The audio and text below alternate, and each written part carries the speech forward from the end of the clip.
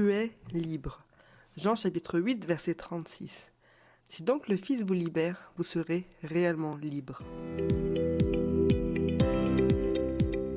Salut à toi, je suis Cynthia et je te souhaite la bienvenue sur MIC, Mon Identité en Christ, le podcast qui te rappelle ton identité en Christ. Bonne écoute et sois béni.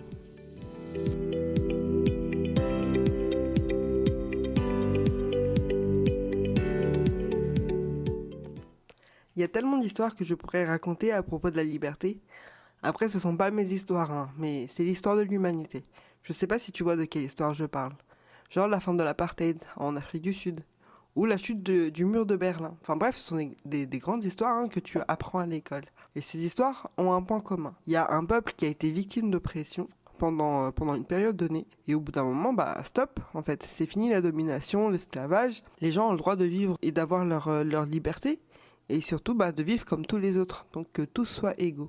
Et en fait, ils étaient obligés de se battre pour être libres, pour pouvoir faire ce qu'ils voulaient, se déplacer là où ils voulaient, travailler, enfin bref, ils devaient lutter contre un système qui était mis en place, un système qui les empêchait de vivre librement. Et en fait, la définition de la liberté, c'est que tu peux faire ce que tu veux sans qu'il y ait une contrainte extérieure à ta volonté.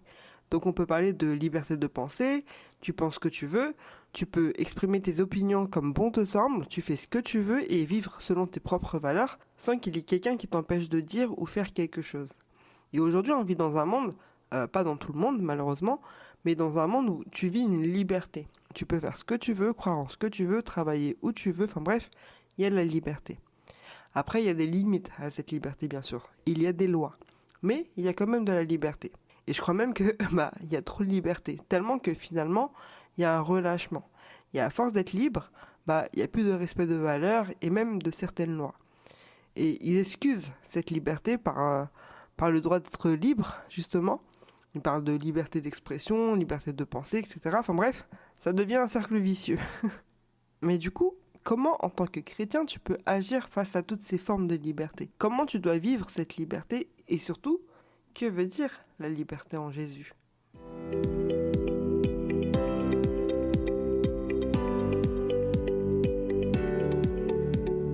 Galates chapitre 5 verset 1. Christ nous a rendus libres pour que nous connaissions la vraie liberté.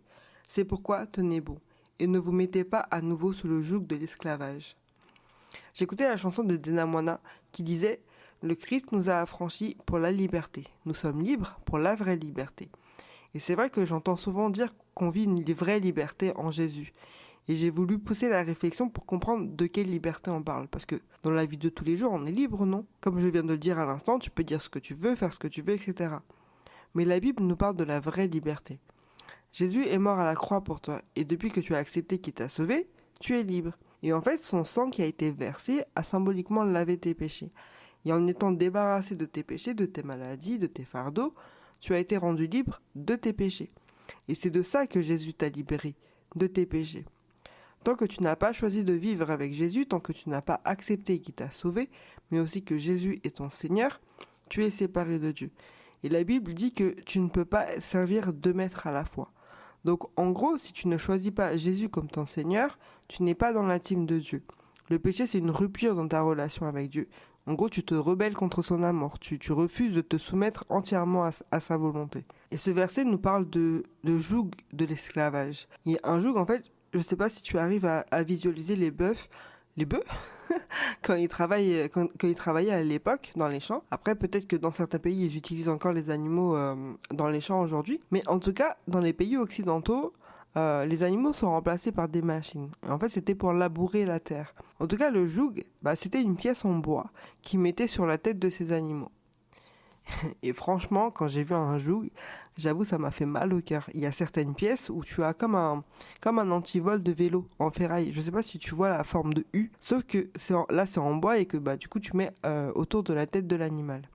En fait, ce joug-là, Paul il nous dit que avant Jésus, on était sous ce joug.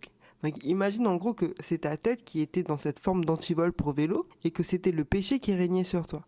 que tu étais esclave du péché. Quand tu es esclave du péché, tu te sens souvent impuissant pour le vaincre. La tentation est trop forte. Je ne sais pas si ça t'est déjà arrivé, et malgré toute ta bonne volonté, tes efforts te semblent insuffisants. Après, ça engendre souvent de la culpabilité, de la honte, et après tu es paralysé, tu ne peux plus progresser dans ta démarche avec Dieu, dans ta vie, enfin bref, tu es bloqué. Et puis parfois, un péché entraîne un autre péché, et donc après tu rentres dans un cercle vicieux. Et ce qui fait que le péché a créé une barrière entre Dieu et toi, et du coup, tu ne vis pas pleinement sa paix, son amour. Et en fait, quand tu es esclave du péché, tu vis une oppression permanente. Et le diable, comme son but est que tu sois dans sa team, va monter des stratégies pour que tu y restes. Je vais te donner des exemples. Par exemple, dans les plaisirs immédiats, il va faire en sorte que tu répondes à un désir instantané, au détriment de tes valeurs, au détriment de tes croyances. Il peut aussi utiliser la peur pour te paralyser, ce qui va t'empêcher d'agir par la foi, donc la peur de l'échec, de l'inconnu, ou même parfois la peur de l'opinion des autres, ce qui va te maintenir dans une zone de confort, même dans une zone de confort spirituel. Il peut aussi par exemple semer la discorde, tenter de t'isoler en te faisant croire que tu es seul, que personne ne va te comprendre. Une stratégie aussi qu'il fait, c'est il va te faire douter de Dieu, de son amour pour toi, de sa bonté. Il va te faire croire que tu n'es pas digne de son pardon. Un autre exemple, qui est assez commun, il va te rappeler tes échecs, tes faiblesses. Et ça va t'empêcher de progresser spirituellement. Et ça va aussi te pousser à te comparer aux autres. Ce qui fait que du coup, ça alimente la jalousie, l'insécurité. Enfin bref, voilà ce que c'est d'être sous le joug de l'esclavage du péché. C'est-à-dire laisser le diable utiliser ses stratégies pour te bloquer, pour t'emprisonner. Maintenant, on va faire un exercice. Je veux t'inviter à te visualiser sous un joug ou attaché à une chaîne. Et ce joug, cette chaîne, représente tes péchés, tes peurs, la culpabilité ou autre chose qui te retient, qui t'oppresse. Est-ce que tu sens comment ce poids est lourd? Est-ce que tu sens comment il te tire vers le bas? Est-ce que tu vois qu'il t'empêche de te déplacer librement? J'ai une bonne nouvelle pour toi qui m'écoutes. Jésus vient vers toi. Il te tend la main et te libère de cette chaîne. Et regarde et sens comme les liens se brisaient un par un. Je t'invite vraiment à profiter de cette légèreté, de cette joie parce que Jésus t'a libéré. Tu étais esclave du péché et maintenant tu vis la liberté en Jésus. La liberté de vivre dans sa paix, dans son amour. Il n'y a plus aucun péché qui t'oppresse.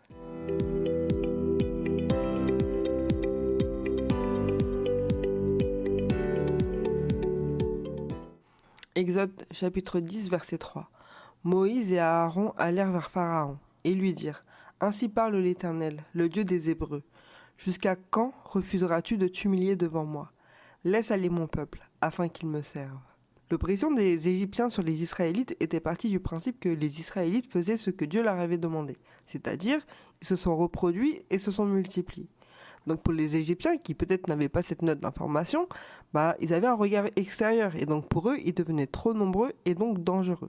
Parce que si jamais il y avait une guerre ou une attaque, les Israélites domineraient sur les Égyptiens, en tout cas en nombre. Déjà pour moi c'est une pensée erronée parce que les Israélites étaient un peuple de Dieu. Donc ils vivaient selon moi en paix. Et donc n'auraient pas déclenché une attaque, mais c'est juste en fait l'arrogance et l'ego surdimensionné des Égyptiens qui voulaient garder leur pouvoir. Donc par peur de perdre ce statut de puissance, ils ont décidé de réduire en esclavage le peuple de Dieu. Et cette soumission a duré 430 ans. Donc 4 siècles à être captif, à souffrir, à être opprimé, à vivre sous la contrainte, sous l'emprise, sous les coups, sous la peur, etc., etc. Et Dieu a envoyé quelqu'un au bout de 430 ans. Donc Moïse a été choisi par Dieu pour délivrer son peuple des mains du Pharaon. Après, tu connais l'histoire. Moïse a plaidé devant Pharaon, qui a plusieurs fois refusé. Après, Dieu a montré sa puissance avec les 10 plaies. Et hop, Pharaon a dit « Ok, c'est bon, stop les dégâts, je libère le peuple de Dieu. » Puis les Israélites se mettent en marche avec plein de péripéties vers la terre promise, vers Canaan. Et puis je me suis demandé pourquoi Dieu a mis tant de temps à libérer son peuple, parce que 400 ans quand même. Et je me suis demandé pourquoi Dieu a mis tant de temps à libérer son peuple. 400 ans. Ça fait 5 ou 6 générations ça. Donc, comme on ne connaît pas encore entièrement les pensées de Dieu, il n'y a pas de vérité absolue sur ces raisons, mais on peut essayer d'analyser. Quand tu vis une épreuve, une difficulté, et tu ne sais pas pourquoi, en fait, il faut que tu te rappelles que Dieu veut que ta foi en lui soit fortifiée. Il veut que tu construises une relation solide avec lui, malgré ce qui se passe autour de toi. Il ne veut pas que tu sois distrait par ce qui se passe autour. Même si ce qui se passe autour de toi, c'est douloureux, effrayant ou même difficile. Il veut que ton regard reste fixé sur lui. Et je pense que c'est aussi ce qu'il a voulu pour le peuple en Égypte, qu'ils basent leur confiance en lui. Et si l'oppression a duré autant de temps, peut-être qu'il voulait aussi que son peuple transmette cette foi, cette confiance en lui, à la génération d'après. Pour qu'ensuite, quand ils vont vivre leur liberté, libérés de l'oppresseur égyptien, ils se souviennent de Dieu comme étant leur refuge dans la détresse. Et c'est vrai que je dis souvent que des fois, la main de Dieu, tu ne la vois pas forcément durant ton épreuve, parce que tu es concentré sur cette épreuve, justement. Mais quand tu fais une rétrospection, tu vois effectivement que Dieu était là. Dans Exode 3, verset 7, il est marqué « Le Seigneur dit, j'ai bien vu l'affliction de mon peuple qui est en Égypte, et j'ai entendu les cris que lui font pousser ses tyrans. Je connais ses douleurs. » Pour connaître et voir des douleurs, des cris, il faut être présent, non ? Quand mes enfants se font mal, quand ils pleurent, je vois et j'entends, parce que j'étais présente. C'est pareil pour Dieu, il était là. C'est un Dieu qui est omniprésent et il a fini par libérer son peuple. Et son plaidoyer auprès de Pharaon, c'est pour que son peuple le serve lui. Donc oui, on a bien la confirmation que son peuple ne peut pas servir 2 maîtres à la fois. Maintenant qu'ils sont libérés du poids de l'oppression égyptienne, ils doivent maintenant vivre pour faire la volonté de Dieu. Dieu a montré sa puissance et son pouvoir après toutes ces années de captivité, mais il y a aussi sa fidélité. En libérant Israël, il les a choisis pour être la lumière sur les nations. Et c'est ça le but de la libération de Dieu. Non seulement pour Israël, mais aussi pour toi. Tu as été captif. Et comme Moïse a été envoyé pour libérer Israël, Jésus a été envoyé pour te libérer de ta prison. Et cette libération est pour servir Dieu. Respecter sa loi et ne plus vivre selon le mode de vie de ceux qui ne croient pas en lui. Vivre en accord avec sa volonté. Être amour et compassion. Et ça implique aussi de le louer, de le remercier et aussi de le craindre. Il t'a libéré de ce qui t'attachait pour que tu vives une vraie liberté. Et Jésus te donne l'accès au royaume de Dieu et à la vie éternelle. Alors ne gâche pas cette liberté. N'oublie pas que tout est permis, mais tout n'est pas utile.